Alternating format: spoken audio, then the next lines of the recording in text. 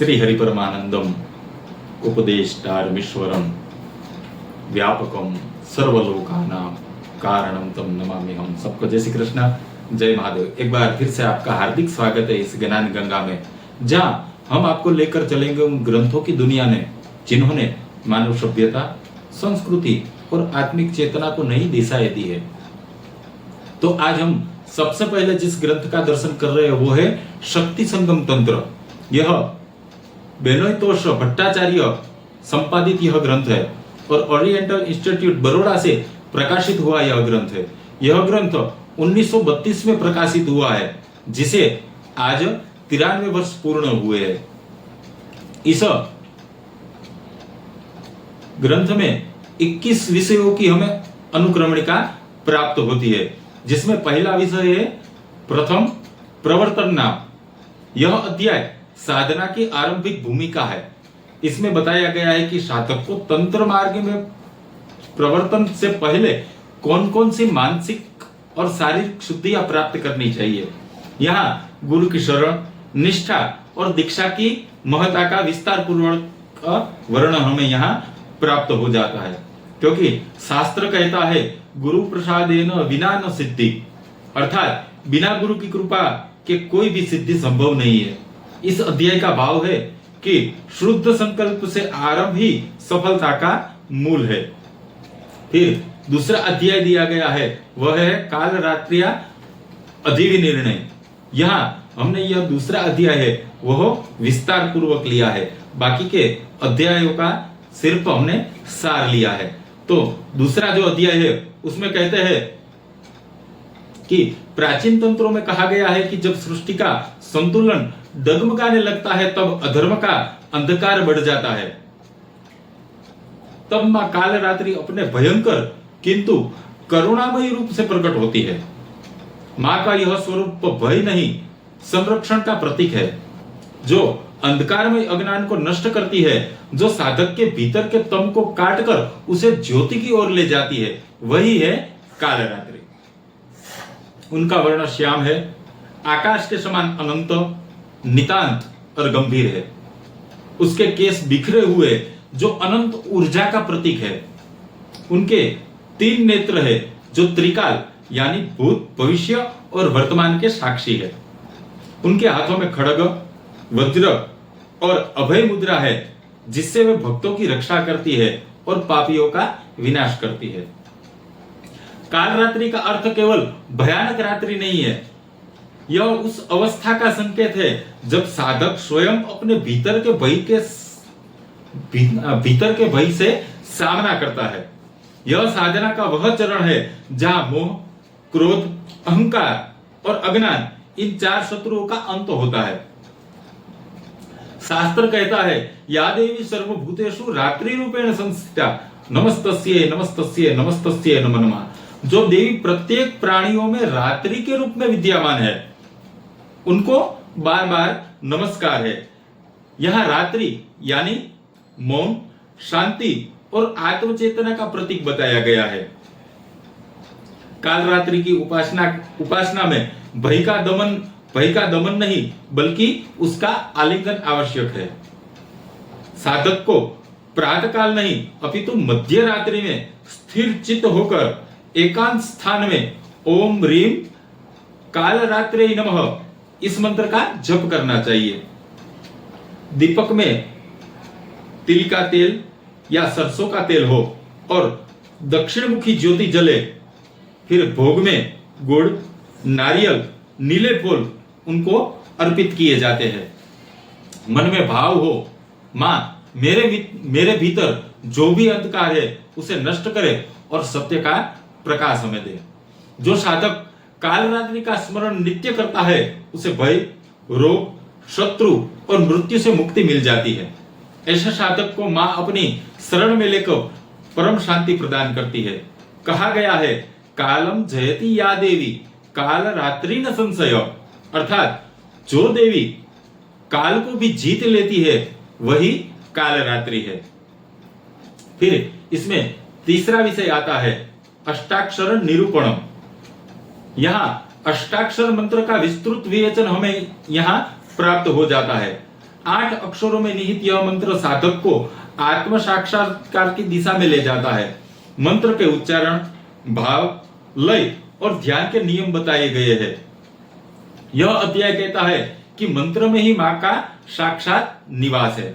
फिर आता है चौथा विषय, पात्र निर्णय कथन।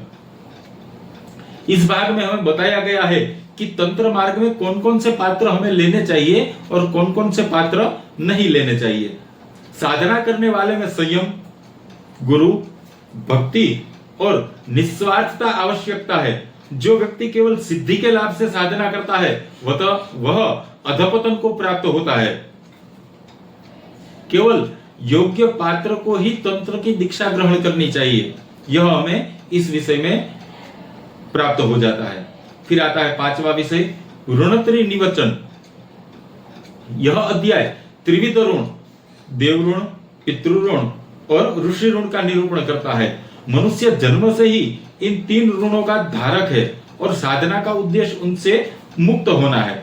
यह अध्याय सिखाता है सेवा, श्रद्धा, ज्ञान, ये 3 मार्ग ऋण मुक्ति के साधन है। यह अध्याय हमें यह बताता है। फिर आता है छठा विषय, नाम विवरण। यहां नाम, नाद के तात्विक अर्थ का विवेचन हमें यहां प्राप्त हो जाता है। प्रत्येक नाम यानी काली, तारा, भद्रकाली, यह सभी नाम एक विशिष्ट शक्ति का प्रतिनिधित्व करता है। नाम के उच्चारण से ऊर्जा का संचार होता है। इस अध्याय का सार यह है कि नाम ही रूप है और रूप ही परम तत्व है। फिर आता है सातवां विषय, काली दीक्षा विवरण। यह अध्याय दीक्षा की पूर्ण विधि हमें यहाँ प्राप्त हो जाती है। गुरु द्वारा दिए गए बीज मंत्र के साधन के भीतर की सुषुप्त शक्ति को जागृत करती है। दीक्षा केवल कर्मकांड नहीं बल्कि आत्म जागरण का आरंभ है। इस अध्याय में दीक्षा की विधि, नियम और फल विस्तार से हमें यहाँ प्राप्त हो जाते हैं। फिर आता है आठवां विषय, प्रेतोपवेशन विधि। यह अध्याय अत्यंत गूढ़ और रहस्यमय माना गया है। यह बताता है कि स्मशान, प्रेत या निर्भय साधनाओं में साधक को कैसी मानसिक स्थिति रखनी चाहिए। यह भयावह नहीं बल्कि आत्मबल की परीक्षा का प्रतीक है।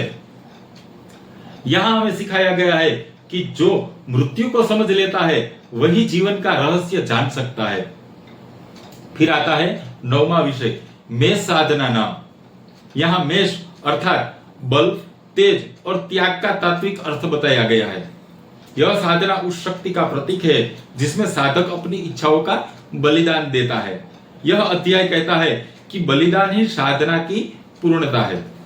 फिर आता है 10वां विषय, मेष कर्म नाम। यह अध्याय मेष साधना के कर्मकांडीय पक्ष का विस्तार है। यह बताता है कि यज्ञ, पूजन और तांत्रिक विधानों में शुद्ध भाव ही सबसे महत्वपूर्ण है। भोग और अहंकार से रहित कर्म ही मां की प्रसन्नता का कारण बनता है। फिर आता है 11वां विषय, इसमें सिद्धि स्तव रहस्य बताया गया है। यहाँ सिद्ध स्तोत्रों और उनकी रहस्यमय शक्तियों का विवेचन हमें यहाँ प्राप्त होता है।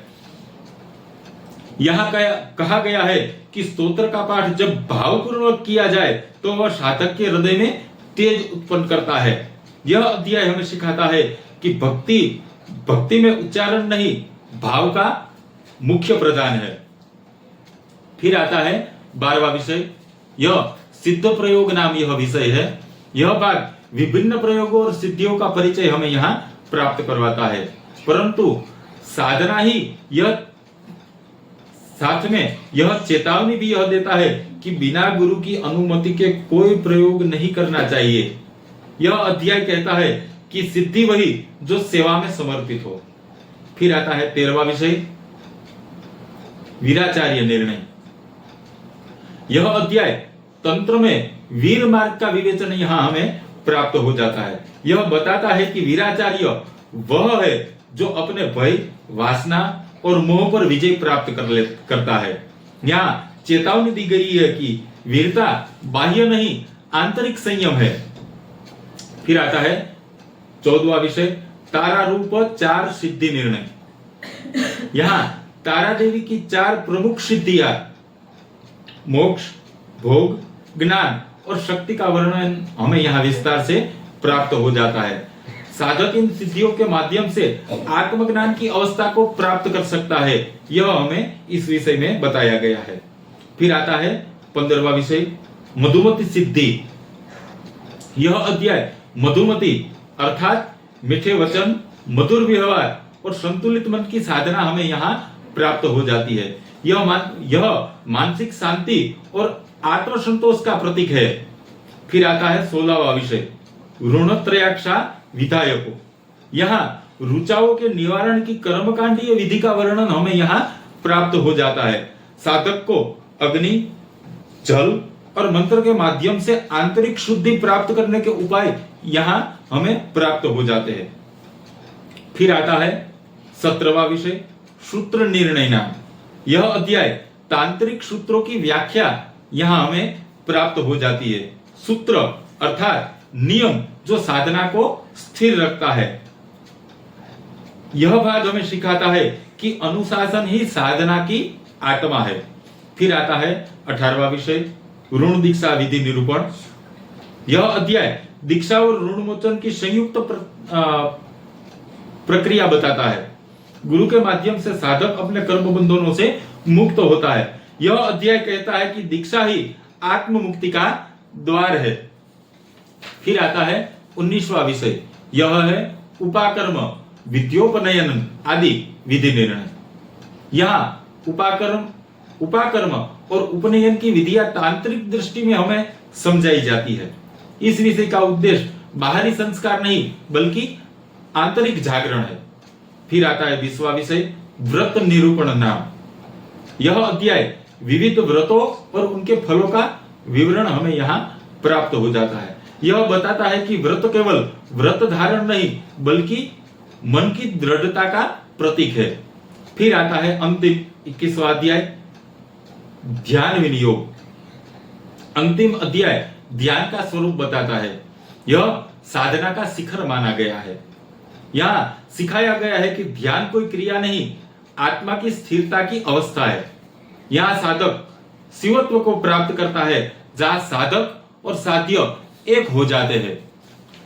तो इस पवित्र ग्रंथ की विषयानुकरणी का पाठ यहीं विराम लेता है। यह ग्रंथ केवल शब्दों का संग्रह नहीं है बल्कि साधना, भक्ति और आत्म जागरण का मार्गदर्शक है। हर अध्याय में अपने भीतर छुपा है एक गूढ़ अर्थ, एक दिव्य संदेश और एक आत्मिक शक्ति। जो इस ग्रंथ को श्रद्धा और गुरु कृपा से पढ़ता है वह भय से मुक्त होकर माँ काली के अनंत प्रकाश में विलीन हो जाता है।